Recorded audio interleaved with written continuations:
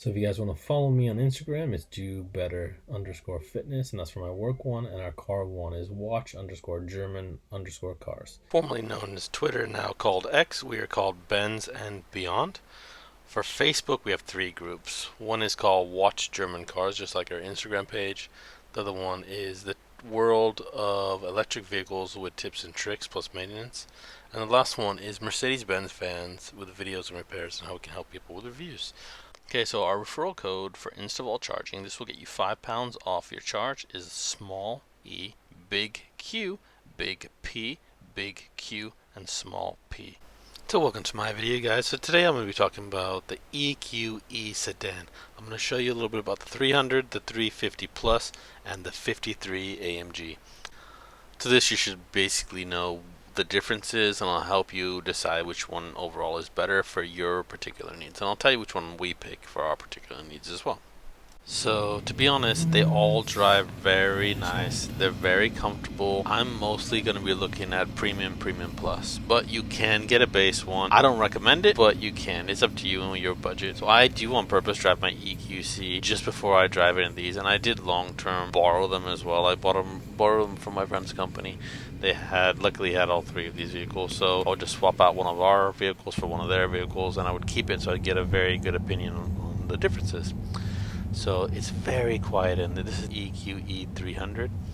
It's comfortable, it's quiet, it's not very fast. It's slower than our EQC 400, and for long distance I would say this is a fine car, but as a daily it's not my cup of tea. And this one does have the upgrade. This is a premium plus. It's got heads up display, it's got the better stereo, it's got the upgraded Napa quilted leather. That's what you want. This is more comfortable than the EQC 400, but because this is an E-Class, it should be. I'm going to show you in a second the roll-on power, and I just think it's not fast enough for like a daily car.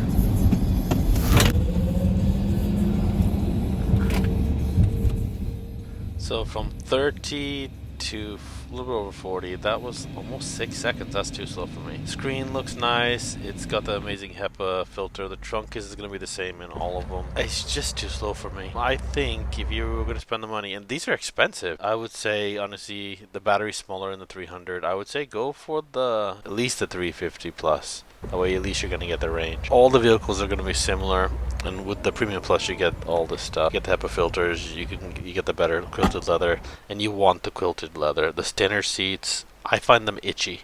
They're fake Alcantara. I just don't like it. They're fake leather, which I think is called MBUX leather. I don't know what it's called. Artrico leather, something like that.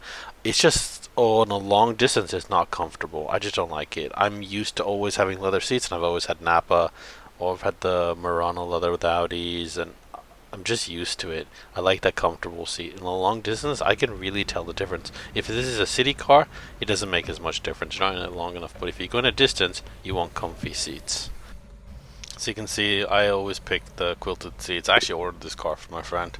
So it's fully loaded. It's got the quilted seats. It's got the heads-up display. It's got the Burmaster stereo. It's got a wireless charging pad. It's got the button to push and open the trunk. Fully loaded. I think that's the way you do it. I would honestly say, unless you're a company, don't buy it new. They depreciate very fast, and for him it doesn't matter because the company buys it and they can write off the tax, so it's worth it. But for everybody else, I would say buy used. Okay, let's talk about the range. So the EQC 300, and this is the reason why I would say get a 350, can get you 300. It's like best case scenario, and the 350 plus can actually get you close to like 440 miles. That's a big difference. So in our hands, they're not doing that. I can get the 300 to like 272 miles, and in the 350 plus I was getting 300. So it just depends how you drive it. I use all the features. I preheat the cabin, I use air condition, I put my heated seats on. So I'm not the most efficient, but if you have to be, even I can be, I'll put in eco, and you can get decent range if you have to. And a way I can say to opt for the 3T Plus so you just get that range is, when you charge at home you can get it for 7p a kilowatt maybe if you can, or at least like 23p. If you charge outside, you're looking at 80p a kilowatt hour. That's a huge difference. I would say, and I don't like to stop to charge, so I would rather just have the bigger battery, that way I don't have to. And I would use this commuter, like long distance. If you're not going to do that, get the small battery one. There's not that much difference between the two, and just use it locally. Then you could opt for the other seats. They would be fine. Let me show you the steering wheel. So they all use haptic buttons. The 300 and 350, even the SUVs, all use the steering wheel. Only the AMG ones are going to have the AMG steering wheel, which is this one. It's nice. It's heated. You can see it's got the two columns. And then this is the AMG. All these look the same, honestly. If you put a grill on it, nobody can tell the difference. So in the AMG models, you can get ceramic brakes. It's an option. They do a standard one with just the normal brakes. Those will be red. That is one way you can tell this is an AMG model. But if you get the one with ceramic brakes, it's also going to be coming with the Alcantara on the steering wheel, which everybody knows I don't like. I prefer just to get the standard 53 with the full leather steering wheel. Here is the Model 350 Plus, and this is the upgraded wheels, and it's the Premium Plus. So it has the heads-up display, the quilted leather, the sunroof, the Burmaster, and then here is the EQE 300 in the basic. So this is one of the standard wheel packages. This one does not have heads-up display. It's got Alcantara leather. It is a lot cheaper, but I just wouldn't pick it because it doesn't look as nice. I know you can change the grill, and I'm going to show you a picture of an aftermarket one that all they've done is change the grill, and they had the fake leather, and I just think it's so much better. That's what I would do. That fake Alcantara is more comfortable than the fake leather in short trips, but for me, I just prefer the Napa leather. You can get many different designs, like this has the wood one. This one is going to have this little star pattern. Only in the AMG can you get this full hyper screen. And honestly, I have spent a lot of time with the hyper screen. I prefer the normal screen. And it also is cheaper if anything breaks. And then on top of that, it also uses less energy. So it's going to be more efficient to get the standard screen. One thing that you do get with the AMG 53s is you get the rear axle steering. And that makes such a big difference when you're trying to park in little parking spaces or maneuver in a parking garage. So okay, just like any EV, you can make the range last longer. You turn off climate control, you turn off the interior ambient lighting. All these things are going to make a difference. And if you do this, you can get further range. So I already told you that the 300 can get 300 if you really try to eke it out.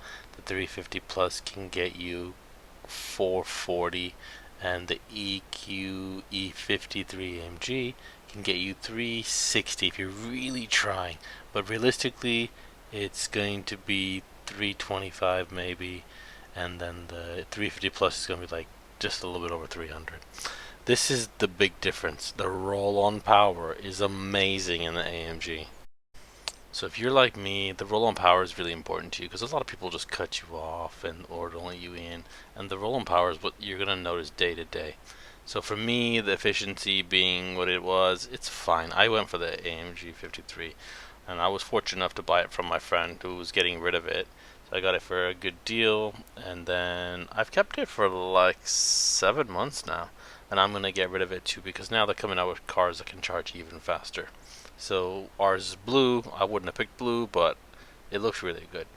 So this is going to show you the roll-on power. So the 300 is very slow. It's 5.5, 30 to 50. And the 350 Plus is 4.5, and the AMG is in 1 second, 30 to 50 roll-on power. You really do notice that. And the 0 to 60 is just the same. The other ones are very slow. They're in the 7s and 8s, and the AMG is 3.8 seconds. That is only with the boost mode activated, and you only get that on launch control. Alright, thank you guys for watching. We'll see you guys on Wednesday for another video. Please like and subscribe, and let your friends know where you found us. Alright, I'll see you guys next week. Bye! And if you want to buy an EQ E53, let me know.